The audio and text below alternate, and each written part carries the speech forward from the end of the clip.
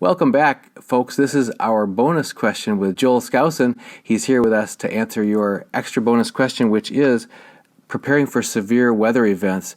Joel, when we were just getting started on this interview, you talked to us about some extreme weather events you're dealing with, and if you could talk to us, or what are you dealing with, but then what are some things that people really need to think about when they're making their plans for a home that's going to be a strategic shelter for them? Well, in our particular case, we had this, normally we have 60-degree weather in the high desert countries like Utah and southern Idaho, clear through November. And suddenly we had a deep trough of Arctic air, not Canadian cold air, but Arctic air come all the way down to southern Utah. And here in Utah, we didn't crest above 22 degrees at my location during the entire day. And so we had some freezing pipes just because some of the irrigation lines had not been evacuated yet because it hit early. We normally don't have to do that till the end of November. So it's always important, to prepare in advance, for cold weather, and especially if you're listening and you're in Houston where it rarely freezes, but when it does, you have a lot of frozen pipes because people aren't used to doing what you have to do.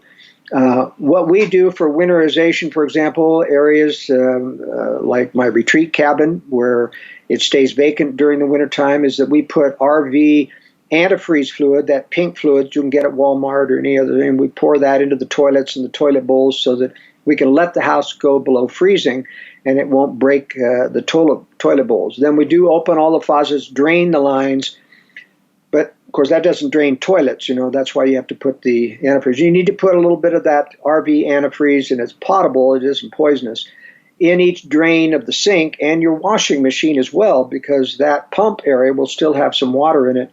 So if you leave a house unattended, you need to make sure that all the residual water left in the P-traps and the washing machines and sinks, etc., has antifreeze in it so that it doesn't freeze and lock up. The most important weather event, is these high winds that fan fires. And, there's a lot of preparedness of people in California. I had friends that were in Paradise where the whole town was torched. And it's very difficult to survive that kind of a thing. But when we build a retreat or design a retreat in a forested area, we make sure that we have fireproof siding on it. That is, you want this cement asbestos board type of thing. You want aluminum fascia on everything. You want metal roofing. And oftentimes, if there's a real danger, we'll just put a simple sprinkling system in a galvanized pipe over the top of the roof that'll spray the roof and keep it cool. Because the flames can get hot enough in a forest fire that they can actually torch the wood underneath the metal roof if you don't put some water on it to do that. And oftentimes we'll have steel shutters, which will protect the windows from breaking. Clearing the trees at least 30 feet away from the house will help in most fires. Clearing the branches up at least 10 feet high keeps any underbrush from igniting the trees themselves. That won't help in a driven fire like in the California area when the winds are 30 and 40 miles per hour, these Santa Ana winds. But if you have one of these safe rooms that we design, that it's also fireproof. If you get trapped in a home in a huge fire like that, you can get into one of those and the house can burn down over you and you'll still come out and survive.